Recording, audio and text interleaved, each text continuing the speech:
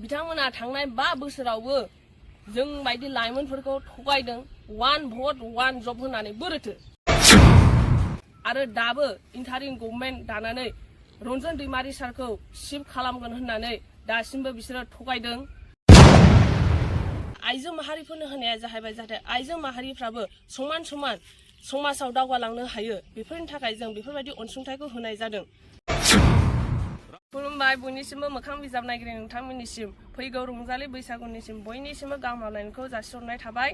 जोंना दिनै जों बिपिएफ दल हिसाबै जों लाइमोनफोरा जों दाब दाब जायगायाव गिदिंनानै जों बेखौनो नुदोंदि रायजोफ्रा जोंखौ लोब लोब गोबां सापर्ट होदों आरो मानो सापर्ट होआ जानो रायजोफ्रा सापर्ट होखागोन मानोना जोङो 5 बोसोराव जे इउपिपिएल सरकारा मावनो हायै खामानिखौ जों 5 मासाव मावनानै दिन्थिनो हादों। 4 रादाय होदोंमोन जोङो बै समाव बे 4 रादायखौ मावफुंनानै होनो हादों जेरै हा फाट्टा राननाय लाइमोन बेखार लाइमोनफोरनो 100 कौटि रां होनाय आरो आइजोफोरनो 400 कौटि रां होनाय आरो बेजों लोगोसे दंबावो निखावरि सुबुंफोरनो निखावरि नखरफोरनो जाय रां जौगानो थाखाय बिसोरनो नखर जौगानो थाखाय अनसुंथाइ होनाय।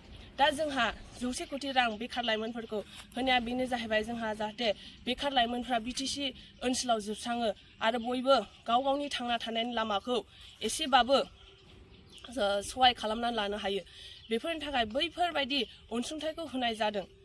आरो जेनेबा आइजो माहारिफोरनो होनाया जाहैबाय जाहाथे आइजो माहारिफ्राबो समान समान समाजाव दावगालांनो हायो बेफोरनि थाखाय जों बेफोरबायदि अनसुंथाइखौ होनाय जादों। जाहाथे बै लाइमोनफ्रा मोनाखै होननानै गोसो सायनो नाङा जोङो बे उनाव बे दार मोनि लाइमोनफ्रा उन समाव मोनगोन बेफोर नोंथांमोना मोनाखै मायाखै होननानै दावराव दावसि जानो नाङा बैफोर लाइमोनफ्रा गोसो हमथानानै था जों मावलांबाय थागोन मोननांगौ खिनिखौ। दा उर्नदि बारै बेनो जाहैदों जोंना क्राइटेरिया मोनसे हाबदों जे मोनसे रेशन कार्डआव मोनसेल' मोनो बे समाव जेनेबा 3.0 आव जोंना बे क्राइटेरिया हाबनायनि थाखाय जोंना गोबां आइजोफोरा मोननो हायाखै आरो बेजों लोगोसे सोरनाबा एकाउन्टआ 0 बेलेन्सजों खुलिनाय दं बेफोरनि थाखाय सोरनाबा हाबाखै उसुबिदा जानानै दङ। जिखुनु आरो उर्नदिनि क्राइटेरिया जाबाय जेनेबा डाइभर्स जानाय बैसोगोरा आइजो बैफोर आइजोफ्रासो बेफोरबायदि अनसुंथाइखौ मोननो हागोन। माखासेबा मोनाखै मायाखै होननानै गाब्रायनो नाङा। दा फैबाय थानाय फैगौ जे नेक्स्ट जागोन अरुनदय होगोन बेनो जादों जेनेबा मोनसे रेशन कार्डजों 2 मानसिया मोननो हागोन आरो बे खोथाया जाबाय साल खुन्थायाव रोदा नागिरनाय बायदिसो। मानो होनोबा बे 125 एमेन्डमेन्ट बिलआ जोंनिया थांनाय 6 एप्रिल 2019 आव रायजो सभायाव होनाय जादोंमोन पास खालामनाय जादोंमोन नाथाय बेखौ जोङो दासिमबो बे बिला रायजो सभायावनो दङ आरो जोंना मोनसे बिल जेनेबा अबेबा मोनसे बिला जुदि पास जानांगौबा रायजो सभा आरो लक सभानि मोननैनिबो पारमिसन नांगौ बिनि उनावसो बे बिला पास जायो होनो हायो।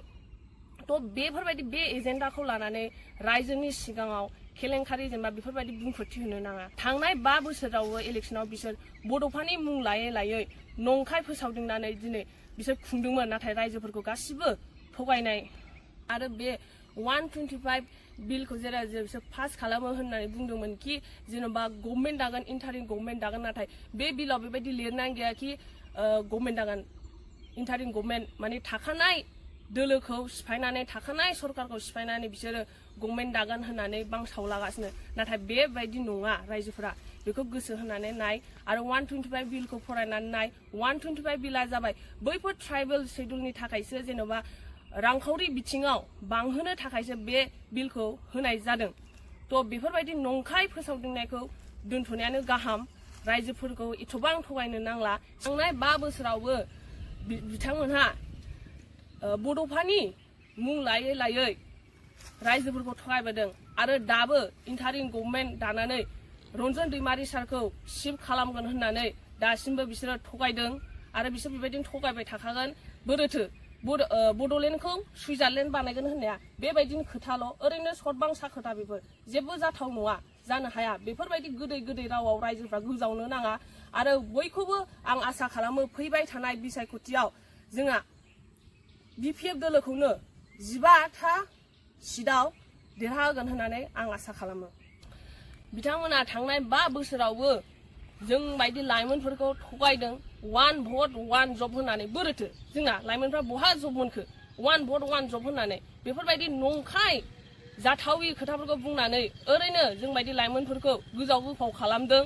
ओंखायनो जों लाइमोनफ्रा खुद्रिसारनानै जों BPF दोलोखौनो मोजां मोननानै दिनै सापर्ट खालामदों आरो जोंना BPF दोलोआ जोंखौ जिबायदि अनदों बेबायदि रावबो दोलोआ अनाखै आरो जोंनि हाग्रामा सारा जोंखौ जिबायदि नायदों जों रावबो बेबायदि लिडारा जोंखौ नायाखै थ' लाइमोनफोरखौ नायाखै थ' बेबायदिनो थ' आसा खालामो जों रायजोफोरखौ BPF दोलोखौनो सापर्ट होनो आरो फैबाय थानाय बिसायख'थियाव देरहासार जाहोनो थाखाय गोजोन्थों।